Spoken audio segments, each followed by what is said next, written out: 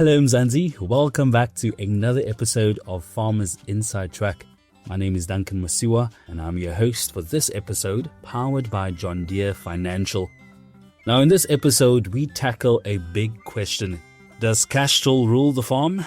Well, with technology evolving fast and the demands of sustainability growing louder, many assume traditional cash-based farming is on its way out. But the reality, it's more nuanced and far more strategic. In this episode, we hear from experts at John Deere Financial, along with voices from ABSA, Grain SA, Agri Equipment and Senwes to unpack how a smart balance between cash and financing can unlock new levels of growth, resilience and innovation on the farm.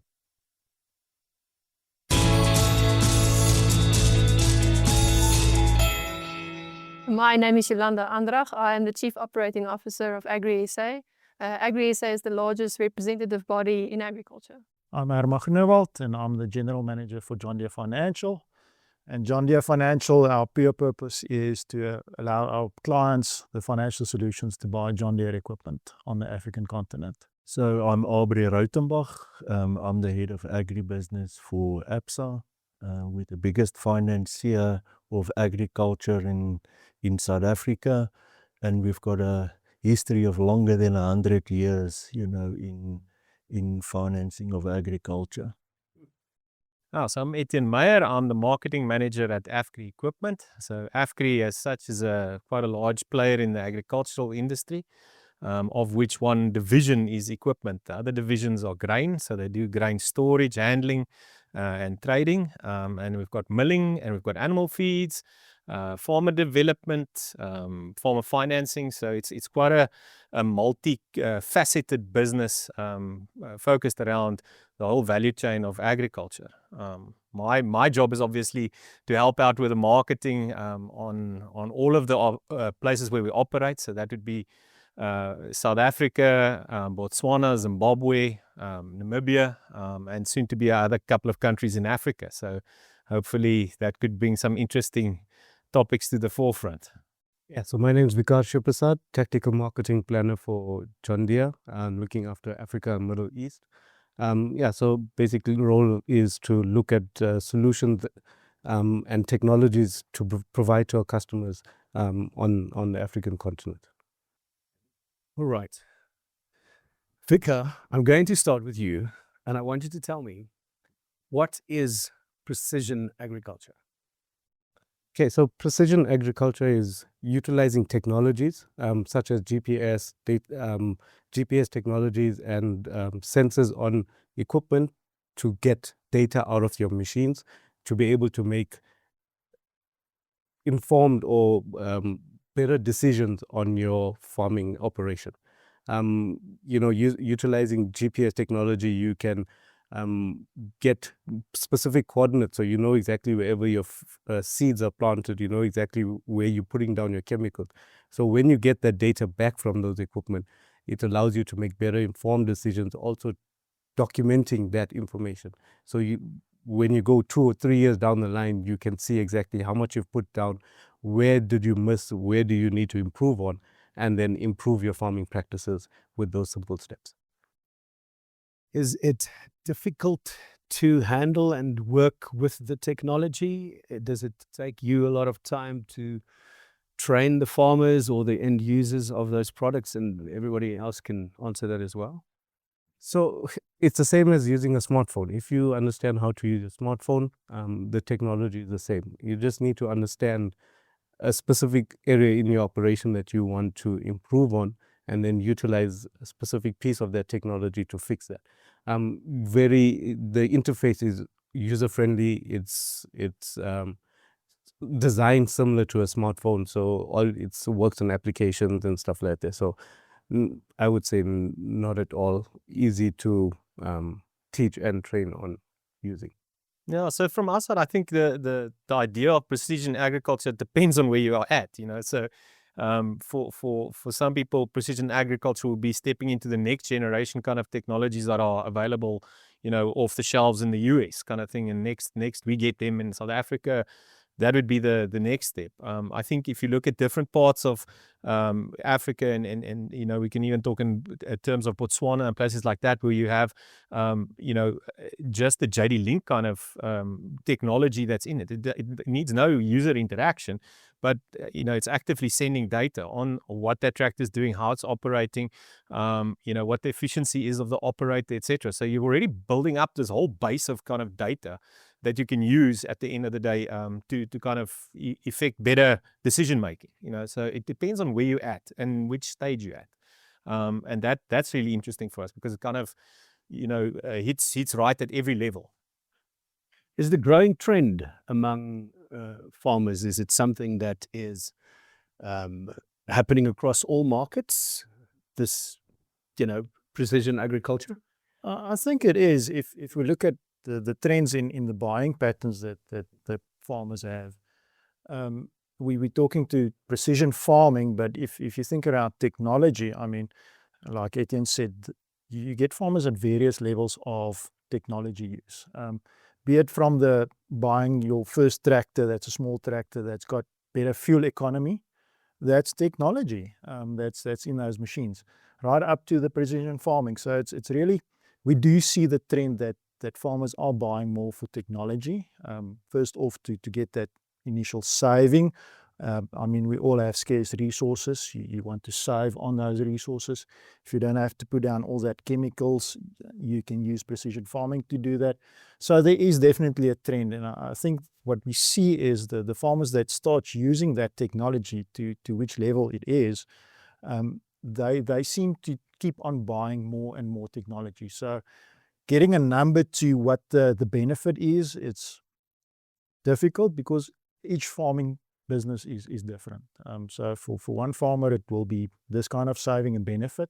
And for the next one, it's going to be different. So getting numbers to it is quite difficult.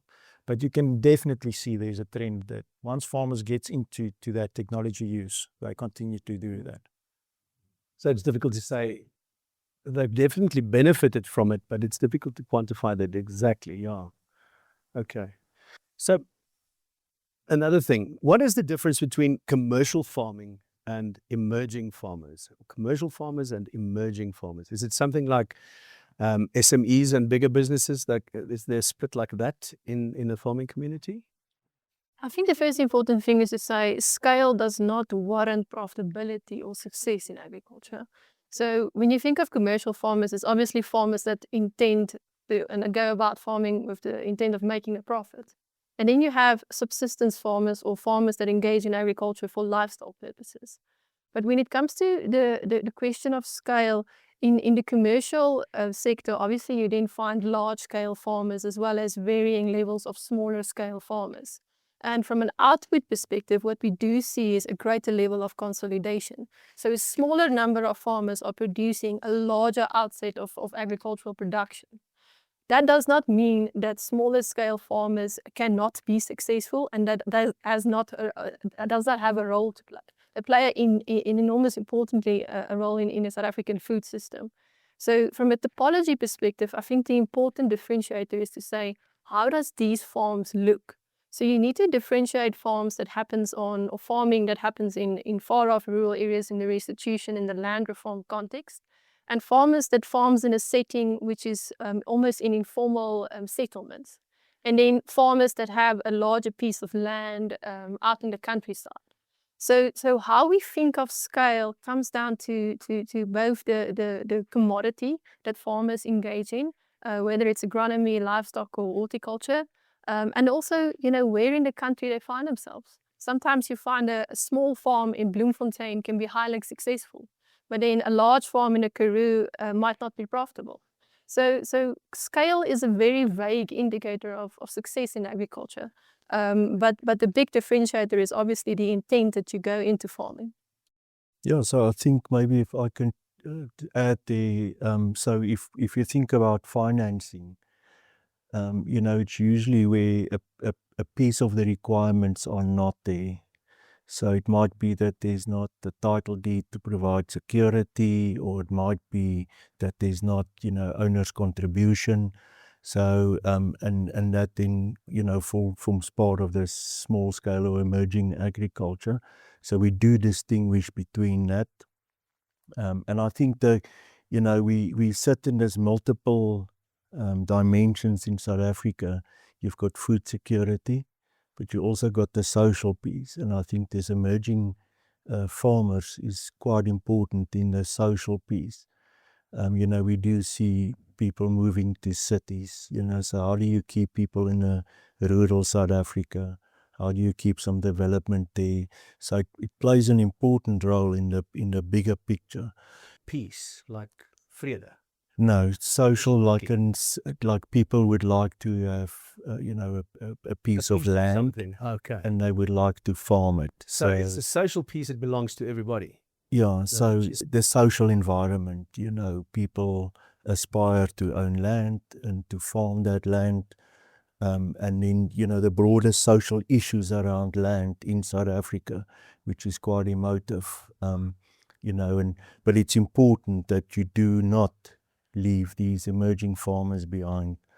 And even if you just go back to food security, it is quite important. And whether it's subsistence, it does fill people or provide food to people. Yeah.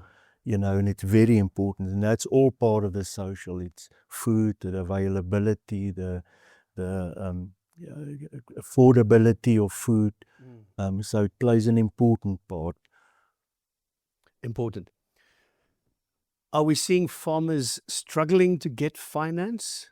And what are the barriers, and how can we assist them in crossing that bridge, Harman? I think, again, back to splitting the group to your smaller and new entrants to the market versus your more long-standing commercial kind of farmers. The challenge that we find is the availability of information. The farmers that's been in the business for quite some time has been through the mill.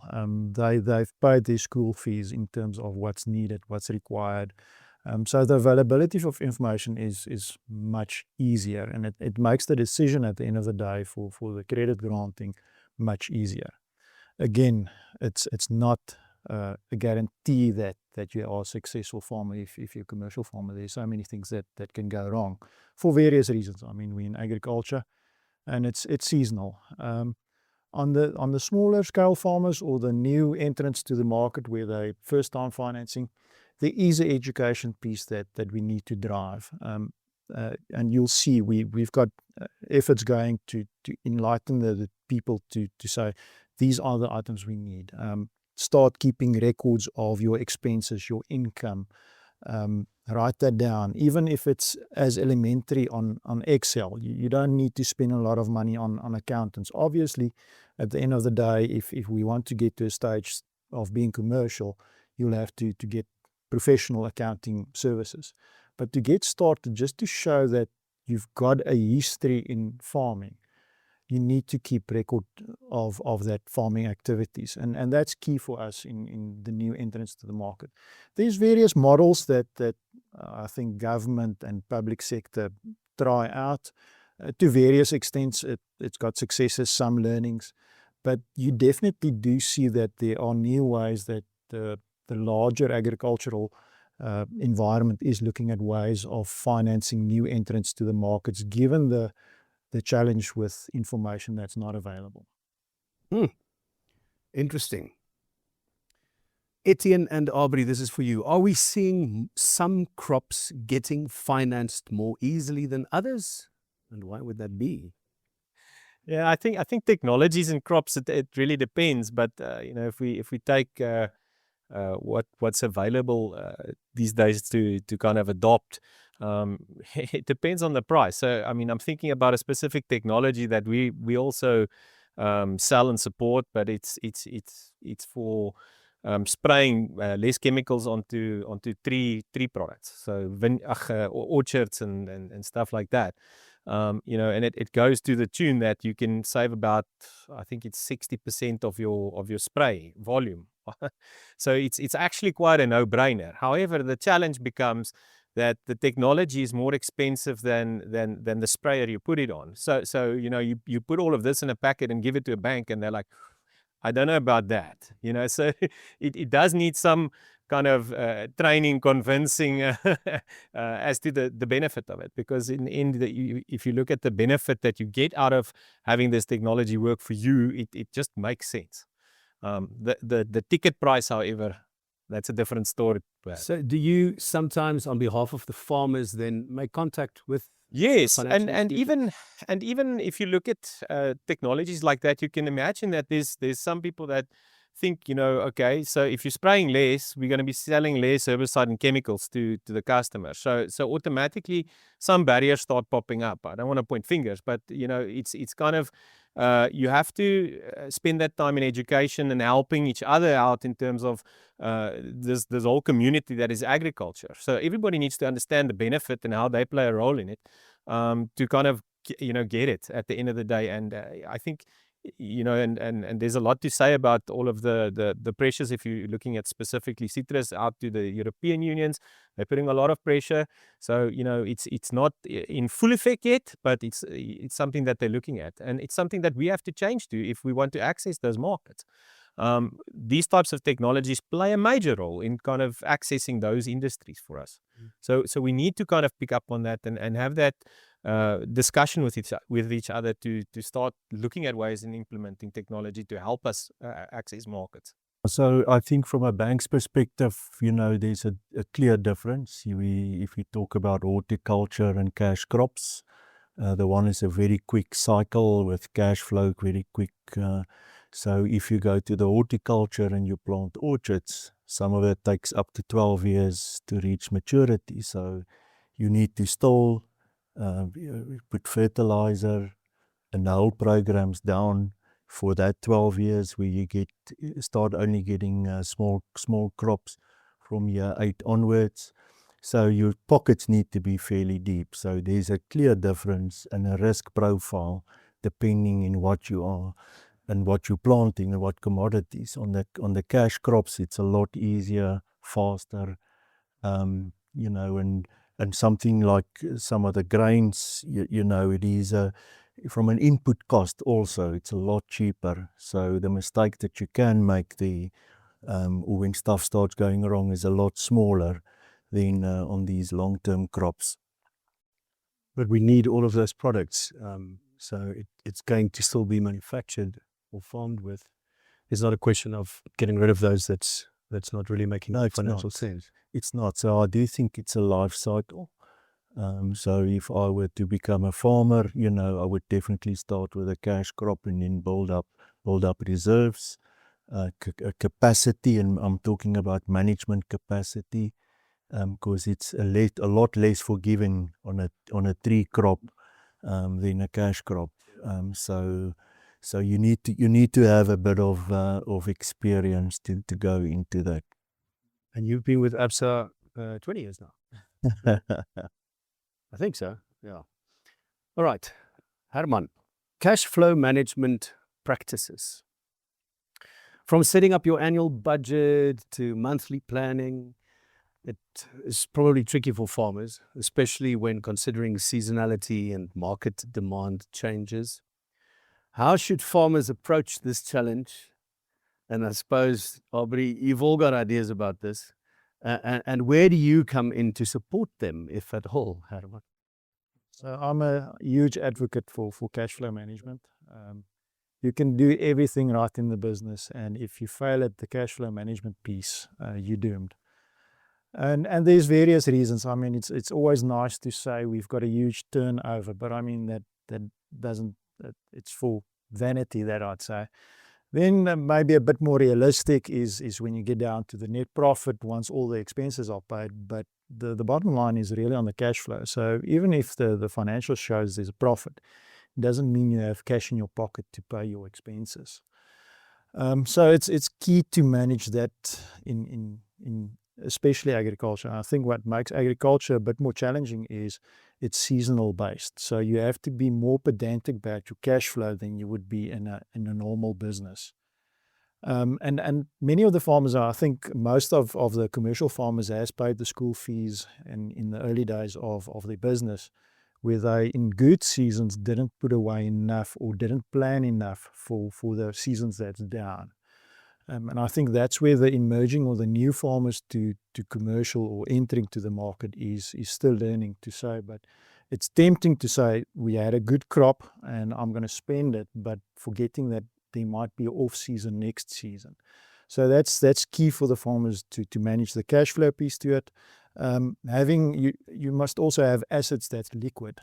So if there is a blip in the business, that you're able to get rid of those assets, sell it off quickly and use that cash flow. So it doesn't help that you sit with a R1 million farm and you haven't got liquidity to pay the R1,000 diesel account that you need to pay at the end of the month. So that's key. I think one of the pieces that I also would advise the clients to is it's not as difficult as you would think. It's in the old days they always said you have to do the math on the back of a cigarette or matchbox to see how you're going to end up. So it's really just that basic sitting down and thinking through the next season and even maybe the season after, to plan, even especially in the good years, to say, well, it's a good year, but let's plan, what if next year is not as good?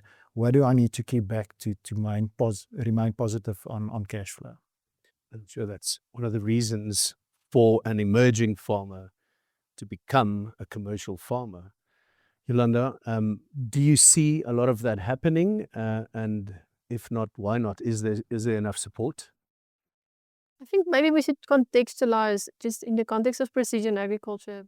In my understanding, it's a set of practices and knowledge and equipment and technology that's integrated across the life cycle of a farm, right? So that looks different on a grain farm, on a horticulture farm, like a permanent crops or fruit farm, and it looks different in livestock where you're working with animals. So from a development perspective, I think what we need to say is not everything comes down to the cost of technology. And not all technology is equipment or infrastructure. A lot of the success that we've seen over the years in agriculture is tacit knowledge networks. And I think from a development perspective, the greatest leaps that we've made on a farm level is the quality of training and the quality of exposure that we give to emerging farmers. Obviously, that needs to be matched with access to finance and over time access to infrastructure and a greater level of sophisticated equipment. But it is having the know-how of how to employ technology in a certain section of the life cycle of a farm. So pre-planting, what does it mean? During planting, what does it mean? During harvesting, what does it mean? And it's integrating that knowledge into how you make decisions on a farm. So in the context of precision agriculture, I think data is a huge enabler of success, and it can certainly contribute to the development of emerging farmers in our country. I think the nice thing about the work that we're currently seeing is data is actually having a network beneficial factor on the economy. So what we mean by that is one farmer is not just benefiting from the data that's being collected on his farm. He's benefiting from all the data that's being across his commodity cycle and across his region. So the rate at which change is happening and the rate at which you can improve your own decision making, especially in the emerging farming context, is quite significant, and it's certainly something that we're excited about. How do those farmers get that information? I think in agriculture, we're all aware that organized agriculture is organized along value chains. So for every value chain, there's an industry association. And many of these industry associations have farmer development programs that spans across into the NGO and the DFI networks. And there's also partnerships across the value chains of private entities, both on the equipment side, also on the input side. And it's about scaling those efforts that's already existing out there. I think, again, we need to keep in mind the topology of farmers that you're working with, where they are, what's the commodity cycle, what does it mean from a cash flow perspective. But from a progress perspective, I think agriculture is well organized to actually distribute the knowledge to farmers, and data is certainly something that we'll leverage in the future. Yeah, apparently there's for every 100 people in South Africa, there are 150 cell phone subscriptions. Can you believe it? We have more subscriptions than people that actually use cell phones. So that's probably also one of the ways to do it. Thanks. That's a fantastic answer. Sorry, just to add on to that, everything comes back to the technology piece. And like we said, there's different levels and scale to where you are in the technology journey. But I think the key part of that also is start utilizing the technology at a small scale, and then scale, and slowly you start seeing the benefit and scaling up from there. So it could start with maybe a back office program that will help you with your cash flow management, but then from there it integrates into something else that could benefit you on your profitability or reducing your chemical costs and stuff like that. So it's starting that journey, and growing within that journey is what will help you with your cash flow, and also making the right decisions during the season for your production. Is it something that you have to, as Vicar, have to stay up to date with all this new technology that comes around all the time?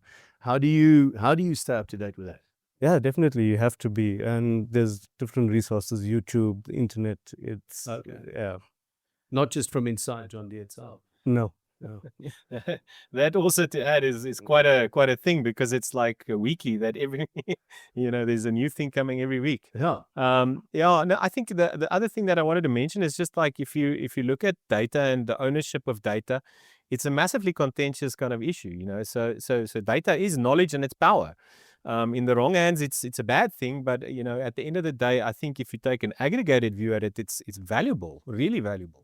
So in certain areas to use certain best practices, that could definitely help people that are living in an area as to what the best practices are for farming in that area. When to plant, when to spray a certain chemical, based on aggregated data. I think the other thing that would be massively important was if one can start kind of getting a basis where that could be shared, and I think definitely out of all of the industries that are out there and representative of those industries, that would be definitely the mouthpiece for that. Yeah, exactly. So at this stage, I think just from our perspective, we have a viewpoint of over, I think, 4,500 machines running around South Africa at this stage. So that gives you quite a bit of coverage as to what happens in certain areas. That information together. Yeah, and I think the other part is you don't have to be an expert of analyzing the data, but like Yolandi said, you got this network of people that can access your data and help you simplify to make the right decisions. Yeah, and if you look at a combine at this stage, it's got like the new combine's got like 700 odd sensors in it. Yeah. That's all data points and collecting data. It's crazy. Definitely, it's more than weekly, it's daily. Yeah, it's by second. So it's quite interesting to see how much data is collected and what we can do with it. That's still an open question, I guess. Yes. And the young people will be less afraid of accessing all that data, because we just don't want to let this thing explode or something. While the younger people are just easily into it. I think and that's the thing about agriculture. It's not just a farmer. The kind of job opportunities and everything going open around it is amazing. We see a lot of people from an IT perspective entering the business, doing very good things at this stage in terms of changing industries. There's certain farms we visited there where they've got like radio frequency ID tags on cows. Sure. And the cow would go into a certain stall and it would ration out the feed. The milk machine goes on robotically, does the milking process and like tags it to that cow. So this cow gave so many liters of milk today, your ration tomorrow is the next. So it's like, and it's I guess expensive, and it's quite interesting, but it's something that one can look at. It's the data that's coming back that's more interesting, because automatically you've got saving on feed, you've got data on this cow, quality in terms of cream content, etc. So it's just like it blows your mind. And I suppose there's some kind of a balance that has to be found between the use of technology or machinery and labor, because we've got, what's the word, werkloosheid? What is that? We've got unemployment, and we actually need them to work in agriculture. Agriculture has probably got a kind of a solution for unemployment. So there's a balance. Is it something we want to discuss? I think the important thing is to say the agricultural industry employs about 10% of South Africans. So it's just under about 1 million people that we employ. From a technology versus productivity versus in terms of numbers of employment, I think the important thing is to understand that the role of a farm worker is changing on a farm, but is not necessarily disappearing. So the way we applied fertilizer or nutrients or engaged in irrigation on farms is changing.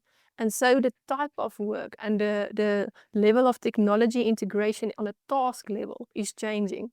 So from a macro perspective, we do not necessarily foresee job losses. But what you do foresee is a change in the nature of the work on farms, and farm workers are actively engaging in that. Farm workers or farmers specifically are not leaving farm workers behind in this process. Just as you should think about farmers as generational, farm workers and communities also has that generational element to it. And technology adoption goes hand in hand with that process. So there is a transitioning happening, but I think it's something that we as an industry have been handling quite well, both on a macro as well as on a farm level. No, I tend to agree. If you just look at the skill levels of the labor that you see, in the past where you had labor that had to drive the tractor steering the wheel, now you have to have skilled labor that understands all the side events that's happening on the screen of the machine, and to know what's happening if he gets an error. So a huge upskilling that's also being promoted in the agricultural industry to keep the labor force up to speed with what's happening in technology. Herman, Hello Tractor in Kenya is an interesting thing. Apparently, it's not that easy to acquire very expensive tractors for commercial farmers and for emerging farmers, as well as equipment, that's expensive. Talk to us about that Hello Tractor thing. So that's quite an interesting model that Hello Tractor started off, and in essence, it's like Uber for tractors. If I have to call it by any other name, I hope I may use Uber. But what the company did is they saw the need for access to mechanization. We always were thinking, well, you have to own the piece of equipment. They came with the idea, well, you don't necessarily need to own the piece of equipment. You can have use of the equipment, and so it's a service delivery that they came up with. And what they also did, that what's nice is they packaged it in an app format that you can have on your phone. So you know how your season is going, you can go in on the application and you can say, well, I need to do this application on my farm at this date. And then you can look around which service providers or tractor operators you've got in the area, and you can book that service for that specific period. So it's quite nice. You can there's a lot of data, and I think on the owner of the equipment, what makes it also nice, it makes it more easier for the banks to finance them, because they can come to the bank and say, well, here's the agreed contracts that I have, that the work I need to be done, and the company is acting as a secure environment to secure payments between the contractor and the farmer, and also able to support the business case of the contractor to say, well, here are the contracts that they can support the repayment of the unit. So very interesting model they've got there. It's going well, and I must say what they latched onto that is they've got service centers now, and they're starting to do what we saw in the old days in SA, co-ops, where they start providing seed and mechanization services of the units. So they're building a whole ecosystem with that model that they've got there, and it's quite interesting and unique. Have you been involved with that, or is it just something that's in Kenya? We are involved with it. On the inception of it, the owner of the company approached us and said, well, I'm looking for an equipment company that's willing to take this journey with us, and also assisting in the financing of these units. There's obviously a financing model behind it, to make it a bit more secure towards the commercial banks as well. So we've been involved. We're keeping a close eye on it, and as we get the opportunity, we do visit the respective centres to see how it's going. Is it something that could work in South Africa? Well, I think there are similar models popping up all across Africa. I think there's one in the Eastern Cape, Aubrey, that you maybe can share more about. Yeah, so I think, just to take one step back, I think if you look at outside of South Africa, agriculture happens on a small scale. So you don't find these huge commercial farmers, or they're limited compared to the bigger market. And once again, I mean, you're not going to buy equipment if you have 2 hectares or 5 hectares, and I think this solves for that problem. And I do think the data is quite important because, it is this change in financing models. How do you use trusted third-party data to enhance a decision or to get it faster? And then we see similar to the question around, could it work in South Africa? I think it could. And we do see some hybrids and pieces of that already being implemented in the Eastern Cape. The Eastern Cape government, realized that there was a community of farmers that would need mechanization, and we tried to structure with John Deere and John Deere Finance, a deal around those mechanization. So it's literally, taking a concept and trying to apply it in a different way and adjusting for that, in South Africa. So I definitely think, platforms and technology and data is the way, and that's the thing that's going to keep you in business.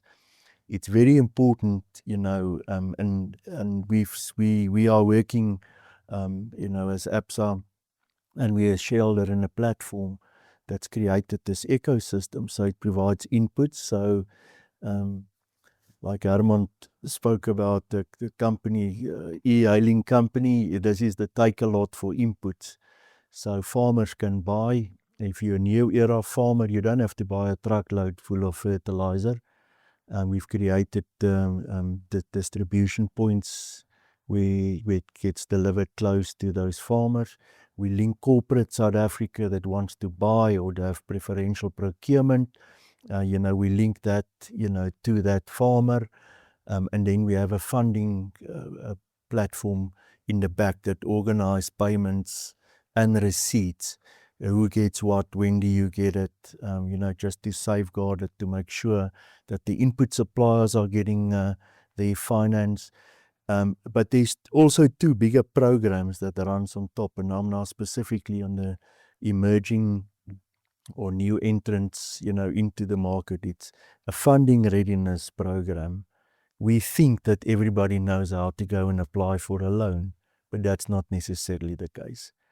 So we run a funding readiness program where we try and talk around a credit score. Why is it important? How do you get it better? Why is it important to have record keeping? Plus then all the KYC documents that everybody in the ecosystem needs at some point. How do you gather that, make that available? But then there's also the market readiness piece, because it's all around traceability. If you would like to enter the formal market, the buyer would like to understand how was this crop treated, what was used on it, and record keeping or data becomes so important. So if you've got a platform that can manage that, because at the moment, if you look at the new entrants, we need to have lots of boots on the ground to make sure that there's capacity. And once again, it is about the upskilling and sharing of information, and building up experience, because I think none of us enters with a full set of experience. So this is literally how do you use that, and stuff like AI, we have not even spoken about that, plays a major role. Today you can take a photograph of a plant, AI can identify what it is, it can identify a disease, and make a suggestion around what you need to spray on that. It can give you, optimal, taking weather, it can give you an optimal planting date to say you need to plant now. I mean, it can manage this mechanization in the back end fully. To use people is very expensive. It's that cost to serve, and that's where technology makes it. So I've spoken now a lot about the different technologies. Very interesting, and it's very exciting to know that that's happening. These things must be heard. Etienne, thoughts? Yeah, no, it's always interesting in talking on these panels because you learn a lot about other people are busy with, So no, I also think it's amazing. I think the access that we can give to the farming community and agricultural community as a whole is really important. Use the new technology that's out there. I think definitely the marketplaces are popping up. The use of AI is starting to become a major factor in terms of technology we see out there. And that it's just there to make the job easier. It's not to take over people's jobs necessarily. It's there to be used as a tool to make your job faster and more accurate and easier. You enjoy working with technology? Yeah. Actually got a story on that. So a friend of mine, he's a small scale sheep farmer, weekend farmer, and he told me the other day that he's seen this flower growing on his farm that's actually causing the sheep to get sick. And he did the exact same thing, took a picture of this plant, put it on AI, and AI actually threw out everything what this plant is doing, how it's affecting the sheep, what it needs to do to get rid of it and stuff. So yeah, the technology is real, it's out there, and it's available to use. Absolutely. Are we seeing that agriculture is growing in Africa? And is it sustainable or very seasonal? Agriculture has to grow in Africa. We have to create more food. Surely it's growing. So I think population is growing, and that means more food. And it's quite interesting if you take a very long view around agriculture. If it weren't for technology, I think starvation would have been a lot more prevalent. And it's a lot of technology. It's biotechnology in terms of seed and drought-resistant seeds, shorter growers. But the world is hungry, and we need to produce food. And Africa is one of the few continents, if not the only, that's got actually still arable land available. So there is some research that says 60% of the arable land available globally is in Africa. It's very specific in specific countries. A country like South Africa, commercially well developed, so not really that opportunity, but I mean, seed and the other technology becomes quite important, to just be productive and stay in the game. But yeah, I think if you look at the global situation, in a short period of time, they will look at Africa to provide food. And even if you just look at a country like Nigeria, the estimates of the World Bank is that they will reach 800 million people, in the next 10, 15 years. And, people need to eat. How difficult is it to start farming in sub-Saharan Africa for a South African farmer? Yeah, so I've had some experience, and I worked quite extensively in what we refer to as our Oro countries, the countries outside of South Africa.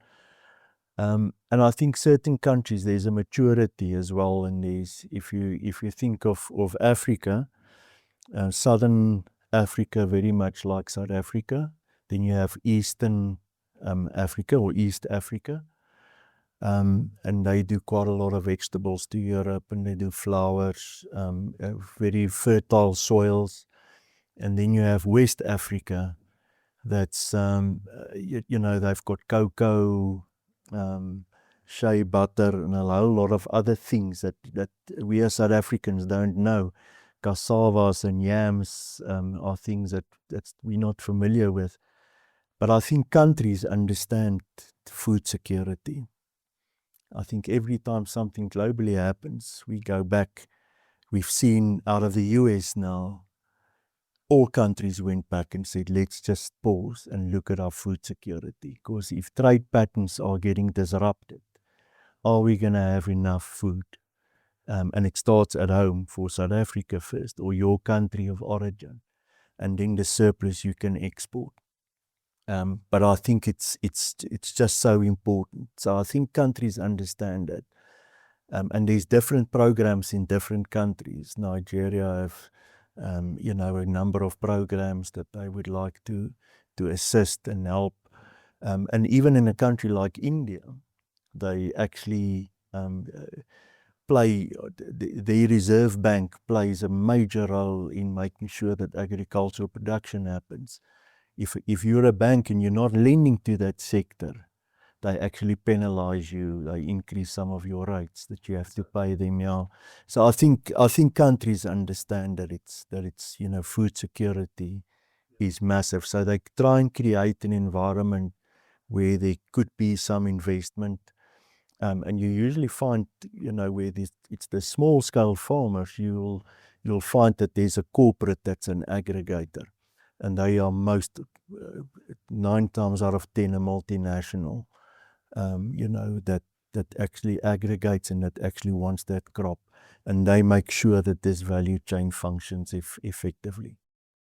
Fantastic. Yeah. I think maybe the important thing then to add is the interdependence on a food security level, especially when you look at the SADC countries, right? Our neighboring countries is reliant on South Africa for food security. About 44% of South African exports goes into Africa. It is our largest market. So we play an enormous role in terms of their regional stability, because food means stability in Africa, and we need to be clear about that. I think what we should be explicit about the level of innovation that we're seeing, or the nature of innovation we're seeing in how we develop. When you think of technology and the coming wave, it's not about innovation just on a farm level. We've heard words now of ecosystem, partnership, anchor investors in certain value chains. So there's a clear indication of the way we're going to grow in the future is on an ecosystem level, where there's strong investors within certain value chain that can stimulate that demand and actually take farmers with them. So everything, innovation-wise, when you look over the next few years in agriculture, it's going to happen on a partnership level. You think about climate adaptation, insurance innovations, finance innovations. Everything happens in collaboration within a corporate setting, partnering up or then down in the value chain. And it's an important thing for us, because it raises the question of how do we do data governance in agriculture. And it's certainly one of the pieces that we need to address, both on a farm level, but also on an industry level, is to say, how will we engage with each other and do business in the future that safeguards everyone's data in a way that it actually democratizes access to information and democratizes access to making better decisions, but also safeguards everyone's competitiveness. Wow. Sorry, if I can just add, there's also some competition for agriculture. We've all seen cell-based food, which is not grown on a farm, it's grown in a laboratory. So it is having all these markets and all these competitors and substitution products, in mind. You need to be very mindful around where is the world going into. A cell-based meat, as an example, doesn't have methane gas, which on a green calendar or a green agenda, would have a negative connotation. So there's a lot of development in technology, and food is not only produced nowadays on farms. There is a definite development and use of technology, outside of typical production systems. It's a bit like those lab-grown diamonds that you can buy now. Yeah, it's not. Yeah. Is it a cow that they? No, it's a cell. It's a cell. They take a cell from a cow and then they grow meat out of. It's just meat. Yeah. It's not something that walks around and eats. No, it's meat that can eat that. Yeah. We won't vouch for how it's. Yeah, You so tasted it. No. So I mean, they've built in the US. They've built a $200 million factory that's building that. And it's all out of, it comes, what's quite interesting, it comes out of the insulin manufacturing. That's the process that they use, to manufacture this meat.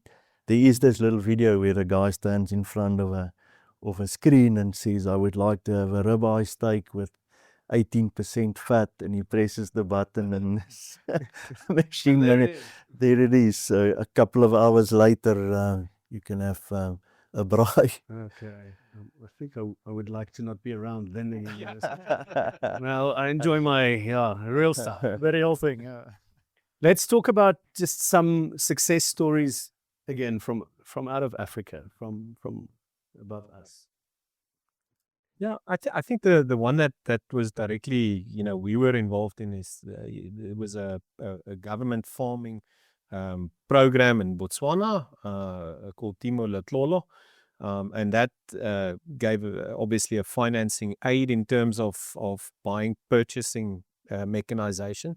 I think the realization came to the people in Botswana that you can start properly producing food if you've got mechanization on the ground. It makes the job a whole lot easier, especially if you're looking at the grains and maize sectors, sorghum, which they do quite a lot of.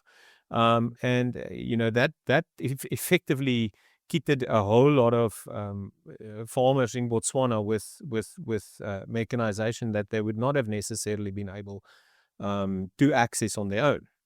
Obviously, very sweet deal for them because government was stepping in, giving a little bit of a commitment as to the financing, and that worked out well. Now they're well suited. Obviously, if everything falls into place like the rainfall and like everything did this year, where it rained well, it kind of translates into a good story coming out of those regions. Yeah. We've seen one in Zimbabwe. We were involved in also providing mechanization to farmers, and it's really a collaboration between the manufacturers of the equipment, the government, Minister of Finance, Minister of Agriculture, and then the commercial banks in the respective countries that we see great successes. I think, and we see it even more in Ethiopia. We've got a similar example where there's a private-public organization that buys the equipment and also in that format then enables farmers to obtain equipment. So we see a lot of that developing and that collaboration between government, private sector, and the individual farmers that's quite successful. I don't think we tell the story enough about those successes. Is John Deere Financial currently only in South Africa, in the rest of Africa? We also represented in the rest of Africa. Maybe a bit of history on John Deere Financial. In 2005, John Deere Financial landed on the African continent. And at that stage, we entered into an alliance with ABSA on South Africa. And through alliances, we spread to 13 countries that we've got different representation and alliance partners that deal with in those respective areas. And our approach is two-pronged. We normally look for a commercial bank that's multinational, that serves your more commercial farmer. We found that works quite well. And then we also look for a partner that's more localized bank that's got a better footprint in the rural areas. And we found that they work quite well with the smaller farmer that's into agriculture.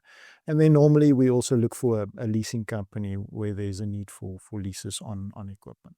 This has given me a lot to think about. Now, this is very exciting. It's opened my eyes, this discussion and the previous one, about the absolute successful agriculture we have in this country, the safeguarding mechanisms we have with, for instance, banks, the various organizations that are looking after agriculture. So as a closing statement, how do you feel about the future of agriculture, Yolanda? I think I'm enormously positive about the future of South Africa and agriculture. Over the past 30 years, we've doubled agricultural output. More than 50% of the produce that we produce in South Africa is exported. we've managed to overcome various difficult cycles, commodity-wise and climate-wise, over the past 30 years. So looking ahead, obviously there's uncertainty on a global market level. There's some changes geopolitically. There's certain preferences in the EU market regarding sustainability that's having an impact locally. We have to diversify into the Eastern markets. There's various high tariff barriers that we need to address. On a domestic front, obviously we're struggling with diseases and some infrastructure issues that spans across the value chain.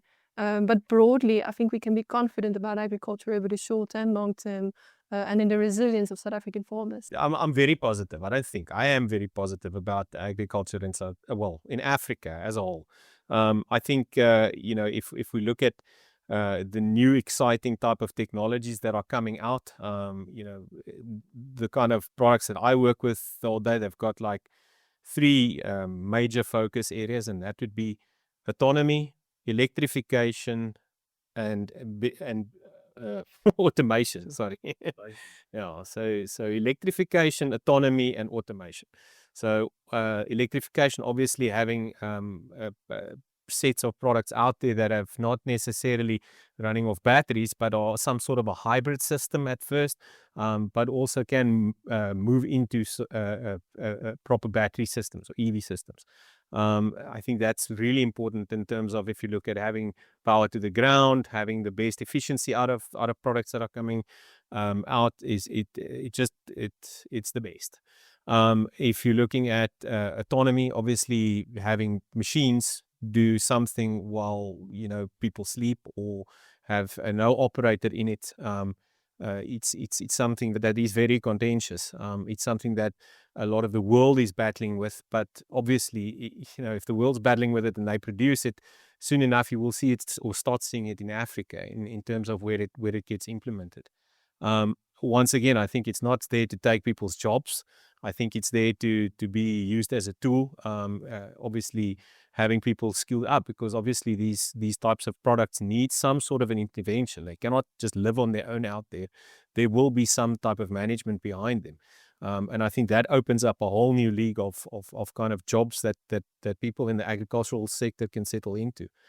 And then the automation, obviously, doing manual things the whole time, which is not needed. You can automate a lot of it. Automation can mean something like machine learning, where they have cameras that spot kind of products and realize that this is a weed and spray just the weed. So, I mean, automatically your savings in terms of what you spray on the chemicals and runoff and environmental aspects is just I don't think you can beat it at that stage. We haven't spoken about infrastructure at all, but surely that's got to be part of the success of agriculture. Local municipalities, I suppose. I think that's I think infrastructure is enormously critical to the functioning of agricultural value chains. On the land side, obviously we're sitting with a set of structural challenges across rural South Africa pertaining to electricity, water infrastructure, as well as roads. I think roads is probably the most immediate crisis that we sit with at the moment. Electricity has recovered over the past few months. On the sea side, I think we've seen some improvement in our ports. Strategically, I think we're comfortable with where Transnet is going. Obviously, we'd like to see further operational improvements, and that would specifically benefit a lot of our exports industries, especially on the fruit side. So we have seen some improvements, but obviously there's structural challenges that's really costing farmers a lot of money. And I think it's really around this collaboration between public and private. That's the answer. I mean, as APSA, we made a conscious decision to help with problems, not to sit on the side and criticize. And I think we see that in agriculture as well. The producers in the different regions would get out and make sure that some of the infrastructure and essential infrastructure are maintained, to a certain level, or engage with government to try and make plans. So it's really around how do everyone work together. I was going to say they can just move to the Western Cape. No. Victor, how do you feel about the future of South African agriculture? No, I think I'm excited about it. Etienne covered a lot of the technologies that's coming available, and I think that's where that's going to be the driving force in agriculture. You think about your planting windows are getting smaller, your harvesting windows are getting smaller. There's seasons where you're not going to have enough rain, or you're going to have too much rain. Technology is going to play a big part in how you manage through those. And then your input costs are also getting higher. So how do you manage those input costs throughout your season? And yeah, so there's a lot of nice technologies out there. Some of them are available today. Some of them are coming in the future. So it is a good space to be in. Alvin? We're very positive. I mean, you can't be in the business for more than 100 years and still be in it, if you're not positive. And I think, if you just pause for a moment, employment, food security, we've got no choice. We need to make it work. And I think if you look in the southern part, absolutely amazing with environment that's not most probably the most conducive to agriculture, and what South Africa maintains from a productivity level, up there with some of the best farmers in the world and being recognized as that. The green shoots out of what we see out of Aro, that's very positive, the stories. So we, to use the right financial, we're very bullish about this industry, and and we believe in it. Herman? I'm also extremely excited, and I think it's because of the people in the industry. In Afrikaans, we've got the saying, 'n boer maak 'n plan'. Directly translated, a farmer makes a plan. And you might think, given the constraints that we have, it's difficult industry to be in. But I've seen that constraints forces innovation. And that's what I like about the industry and the people of the industry. Not only does the farmers innovate continuously to overcome a new challenge, the industry supporting them is also made of that type of people. So they're really looking for solutions, and that's why I like the industry so much. It's really that continuous improvement of doing things better for the greater good of the whole population. So I'm hugely excited about agriculture in SA. There you have it. That brings us to the end of this episode. You can of course read more on this by visiting www.foodformzansi.co.za. Remember to subscribe to our podcast on your favorite platform so you never miss any of the episodes. From me, Duncan Masiwa, our podcast producer Megan van der Vint, and the rest of #Team Food from Zanzi, thanks for listening.